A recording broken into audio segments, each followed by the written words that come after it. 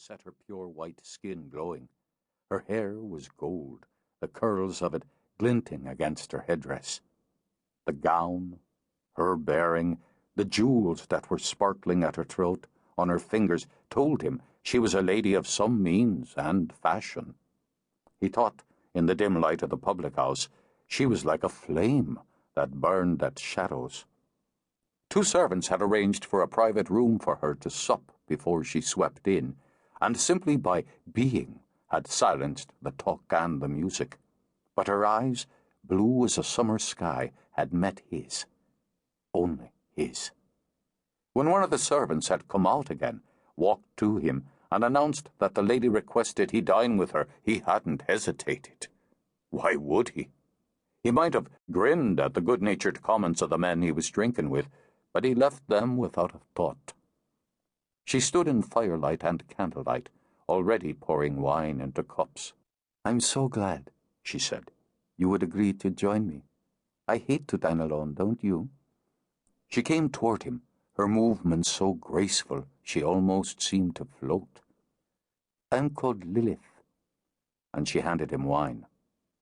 In her speech there was something exotic, some cadence of speech that hinted of hot sand and riotous, blooming vines, so he was already half seduced and completely enchanted.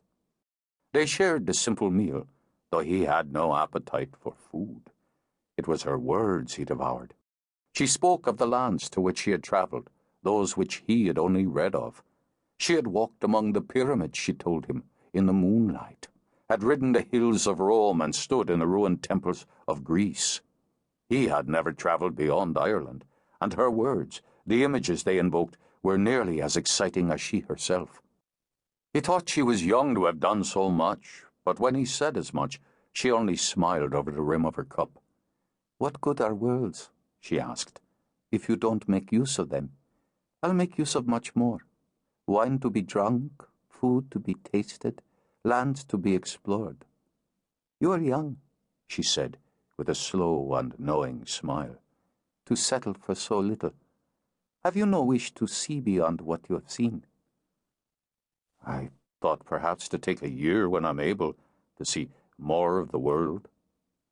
"A year?" With a light laugh, she snapped her fingers. "That is a year. Nothing. A blink of time.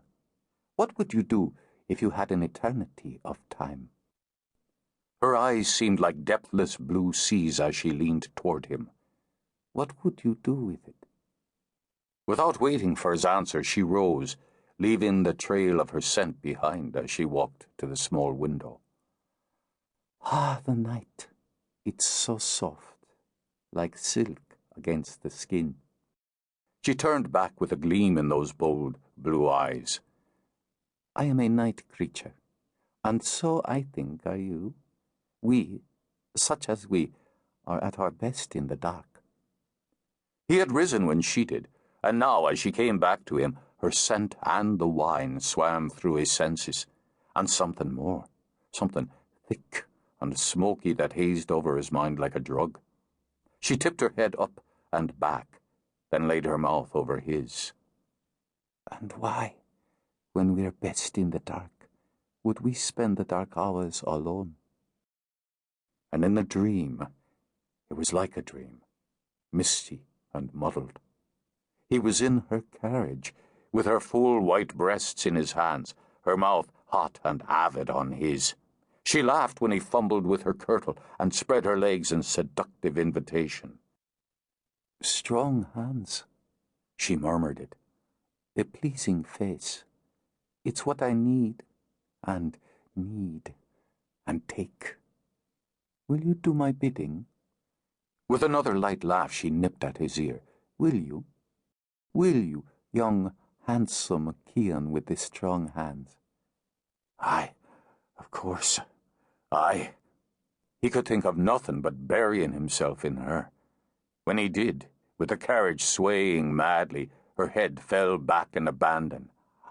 Yes, yes, yes, so hard, so hot. Give me more, and I'll take you beyond all that you know."